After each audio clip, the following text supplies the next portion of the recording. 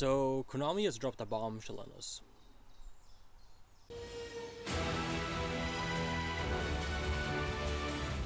So, Konami has released an update last week on how they'll be ruling Ultimate Time Wizards moving forward.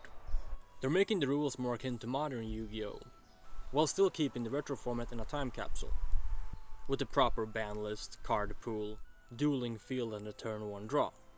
But there will be some major changes with this update. Out of the popular retro formats currently being played, Edison Format will take the largest hit. The 2010 Edison Format has priority, a bunch of odd rulings because it was pre-PSCT, as well as a variety of cards that receive erratas, or functional differences, over the years. So to name a few, cards like Yugioh Guardian, Future Fusion, Brain Control and Red Eyes Darkness Metal Dragon will no longer function as they did previously. This is because these cards are believed to be way too powerful at their current iteration. Most of these erratas came about a decade ago, and the majority of them didn't even need to happen.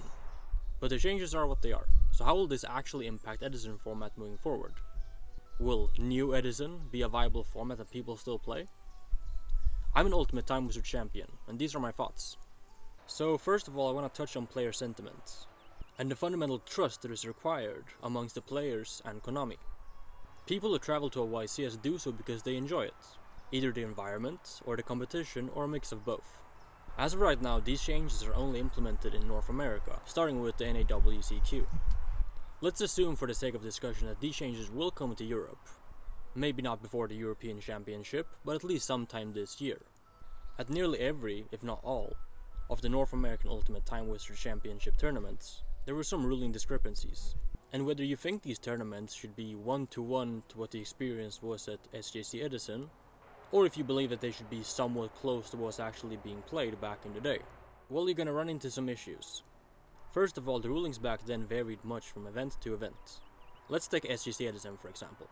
We all know that Quick Draw Synchron is not an activated effect in the hand, yet a lot of tournaments are ruling it as if it was. Now you can argue that SJC Edison ruled it as an activated effect in the hand, so LAD can negate it and oppression can negate the effect in hand. And if that was to be the case, then wouldn't Dark Refer and Machina Fortress also be an activated effect? At least to keep it consistent. Then you have other rulings which are specific to one card. The way Darius functions, if you bottomless Darius, or if you compulse Darius, or if you Regeki break Darius, are different. People play as if when you bottomless a Darius, as opposed to Regeki breaking it, you will have a different outcome. Just because that was how it was ruled back in the day, based on arbitrary ruling, from a blog post. Other examples like Rivalry and Gozen Match, people argue are ruled differently because they were so at SJC Edison. People now believe with this correction of the rules, these cards are broken and Blackmoon will play all 6 of them and no deck can beat that deck. Well, to be frank, I think these cards are actually quite mid. As mainly an Ultimate Time Wizard player, I considered playing these cards in my Blackwing deck, particularly Rivalry. But I came to the conclusion that the card wouldn't even be good enough, so I didn't even bother asking judges how they would rule it. I wouldn't be surprised if they just looked at me with a shocked face when I told them, hey, can I tribute summon Caius under Rivalry? No, of course you can't. But based on this arbitrary ruling from SJC Edison, people were under the assumption that you could. But these cards aren't even good to begin with. So I don't think your gameplay is gonna be worse with these new rules. Now, you could argue losing priority, losing Yugioh Guardian, unless you play X-Sabers. You can't Brain Con a dad anymore, you can't Future Fusion to resolve it immediately and dump all your dragons. Yes, this fundamentally changes Edison Format.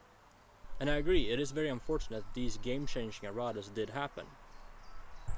But then you have other examples like Necro Valley or Raikou, which weren't errata based on their power, but instead they were buffed. So you can't really be like, okay, we're gonna keep Yugioh Guardian because it was playable in Edison Format and it was errata in the OCG whilst being unbanned in the TCG because they felt it was too good, and we're gonna keep Brain Control because Change of Heart is just better Brain Control. But I don't want Future Fusion. Or even worse, you want some of these cards but you neglect all the other erratas. Another example is Swap Frog.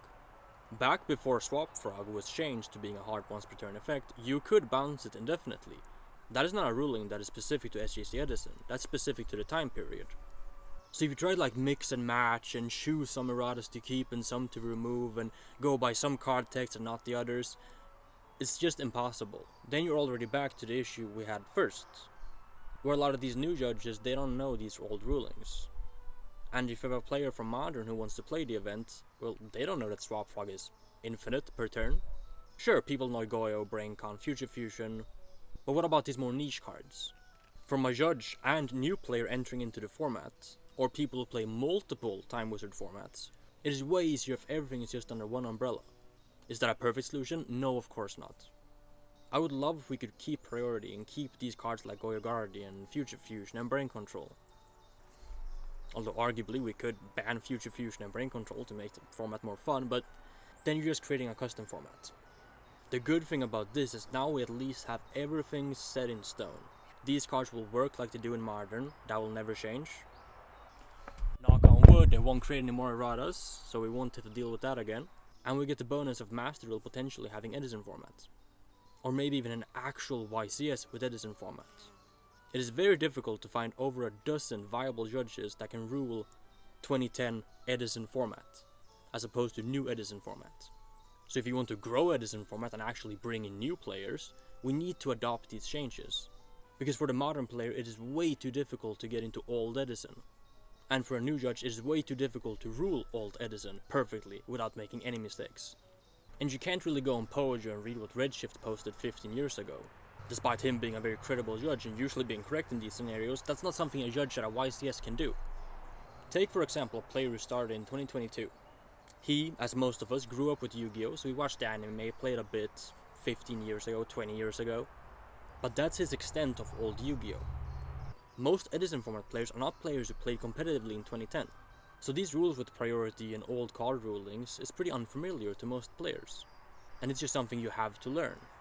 And that causes a huge barrier of entry to the format. I thought the point of Edison Format was for modern players to get into it and grow it that way. There's a reason why GOAT Format has stunted in growth. As a modern player, GOAT Format does not really resemble Yu-Gi-Oh! While Edison Format is a bit closer, seeing as you have synchros, you have various combo decks, and the rulings aren't too far-fetched from what current is. While in GOAT you have way more bizarre rulings. Now should this be a huge issue to you and you really want to play SJC Edison as close to as it was, even though time rules, Mind Crush and all these other issues were not something people contested with when they played an Ultimate Time Wizard, then just playing these non-official tournaments. There's plenty to go on Dueling Book. There's RBTs in person, or just play with your friends. You don't need to adopt these Konami rules unless you intend to play at an Ultimate Time Wizard. And as we just talked about at said Time Wizard, you already played a different Edison. Now you at least know every single rule heading into the format. Imagine going to one of these YCSs the past few years, and the judge arbitrarily changes ruling that was different from the last YCS you just played in. Are you gonna ask the head judge for every single ruling to make sure that this works in this way? No, you're just gonna play the event and then you kinda just hope that the head judge agrees with EdisonFormat.com rulings. Otherwise you just lose because you made a play and then it doesn't work the way you intended it to work. So is this a perfect solution? No, it's not, but at least you have something to work with. You can actually playtest heading into an event and you know exactly how every single card will work, because they will work as if they do in Modern. And there are way more resources for 2025 Yu-Gi-Oh as opposed to 2010 Yu-Gi-Oh. And you can ask just about any judge who's competent at the game and they will be able to answer it. Sure, the cards might be a bit different than Rai Seal and Mitsurugi, but nearly all cards now have problems solving card text, so a judge should be able to read it and then he can tell you how it will work. So, should you be interested in new Edison Format? I will make updated content on most of my deck lists. My initial thoughts is that the format will still be very fun. And I'm excited to build these new decks with these new rules. The first one will be Chaos Dragons. I'm gonna see if I can make that deck still playable, despite these new rules. And make sure to subscribe to my second channel, linked in the description box down below. I have some new in-depth content planned for that channel that you don't want to miss out on. But let me know what you think. If you're a modern player who haven't gotten into Edison Format because it's just a hurdle, will you now with these new changes? Or were you already an Edison Format player? Let me know what you think about these changes. And trust me guys, Edison Format is not dead. We're just getting started.